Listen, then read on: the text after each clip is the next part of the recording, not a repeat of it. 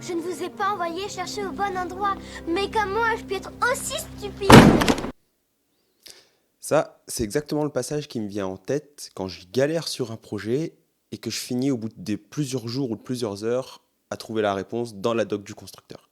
Alors oui, c'est énorme, c'est pas vraiment distrayant, c'est même complètement rébarbatif. Ça peut sembler inutile de se farcir un truc pareil quand on veut juste construire quelque chose de simple, mais croyez-moi, c'est la clé d'un PCB qui marche. Vous l'avez compris, aujourd'hui on va voir ensemble comment bien lire la datasheet. La quoi? Ça ne vous arrive donc jamais de lire?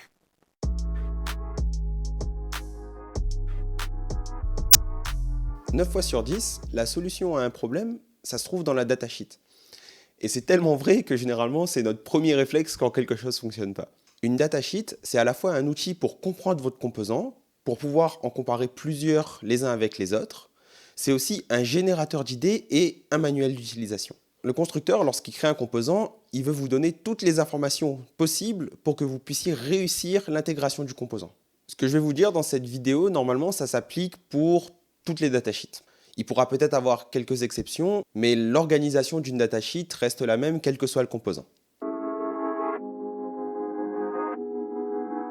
Une chose que je n'avais pas du tout l'habitude de faire à mes débuts et qui selon moi est une erreur, c'est de ne pas lire la première page. Je vous conseille vraiment de lire la première page en entier. C'est le début de la datasheet. Si votre datasheet elle fait 392 pages, c'est que les infos qu'il y a sur la page 1, elles sont vraiment importantes. Donc lisez-la bien entièrement. Il faut voir cette page 1 un peu comme un panneau danger. Ce qui est mis en avant dans cette page, ça montre l'optique dans laquelle ce composant a été construit. Et aussi, d'une certaine façon, le problème que le constructeur de composants souhaite résoudre avec cette gamme de composants ou ce composant donné. Quand je vous parle de panneau danger, c'est que l'intérêt de bien lire cette première page, c'est d'essayer de détecter s'il y a des choses qui risquent de ne pas coller avec votre projet vis-à-vis de ce composant. Que ce soit en termes de caractéristiques, d'applications, etc. Et si c'est le cas, je vous conseille d'aller voir s'il n'y a peut-être pas un composant plus adapté pour votre application.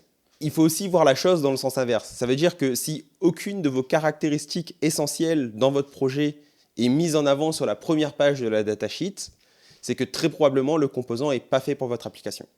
C'est vraiment cette première page qui va vous permettre de faire le pré-tri entre les composants que vous avez sélectionnés. Vous devez finir la lecture de cette première page en vous demandant si ce composant peut faire l'affaire ou pas pour votre application.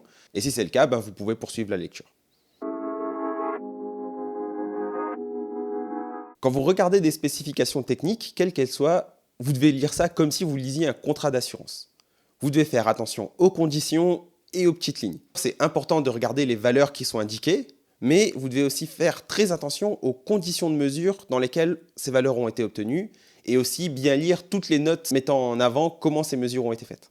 Et essayez toujours de privilégier la source d'information la plus complète. Par exemple, si vous avez une valeur dans un tableau, est-ce qu'il n'y aurait pas un graphe qui présente l'évolution de cette valeur en fonction d'une caractéristique?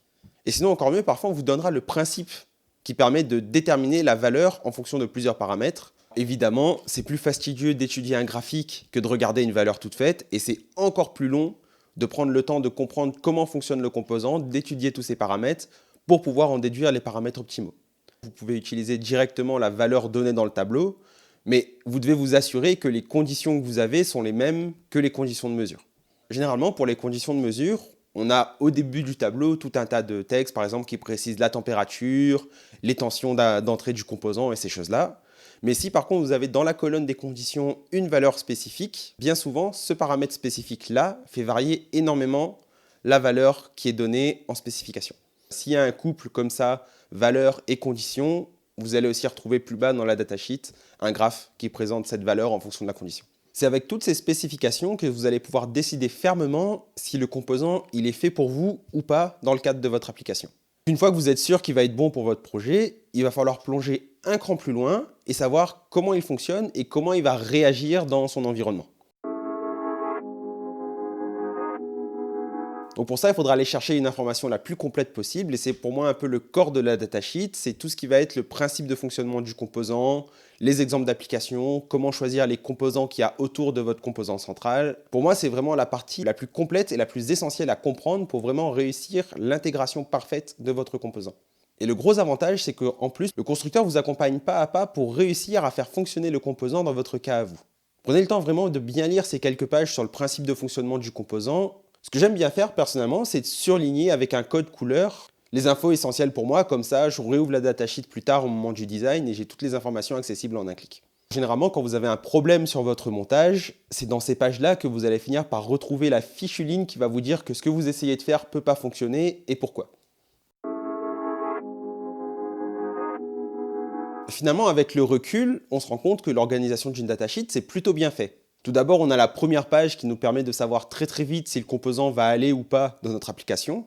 Ensuite, on a les informations pratiques pour savoir si le composant peut coller ou pas avec notre projet. Après, on a tout ce qui est spécification qui nous permet de valider fermement que le composant va fonctionner dans notre cas. Et enfin, on n'a plus qu'à apprendre comment le composant fonctionne et comment l'intégrer de la meilleure façon possible pour notre projet. Après, c'est vrai, il y a peut-être un type de composant qui diffère un peu en termes d'organisation, c'est les microcontrôleurs. Pour un microcontrôleur, on n'a rarement qu'une seule datasheet, mais généralement un ensemble de documents. J'en ai parlé sur le podcast Choisir et intégrer son microcontrôleur, donc je vous invite à aller l'écouter. Pour un microcontrôleur, on va dire que les premières pages sont identiques à n'importe quel type de composant, surtout la première page qui est toujours à lire. Et après que chaque périphérique, chaque partie du microcontrôleur va un peu avoir sa propre datasheet finalement, qui explique le fonctionnement du périphérique, qui donne les caractéristiques du composant et comment bien l'implémenter. En vrai, pour un microcontrôleur, la datasheet, ça sert surtout à sélectionner le bon composant. Pour tout ce qui est mise en œuvre ou comprendre le fonctionnement, il faudra plus aller sur des références manuelles. Bien évidemment, vous n'allez pas utiliser tous les périphériques de votre microcontrôleur, donc vous n'avez pas utilité à aller lire les datasheets pour chacun des périphériques. Voilà, je vous remercie, j'espère que cette petite vidéo vous a plu. Si vous avez des questions ou des remarques, n'hésitez pas à me lâcher un petit commentaire. Et puis dites-moi vous aussi comment vous lisez vos datasheets et s'il y a des petits trucs qui vous permettent de vous faciliter la vie dans la lecture de vos documents. A plus!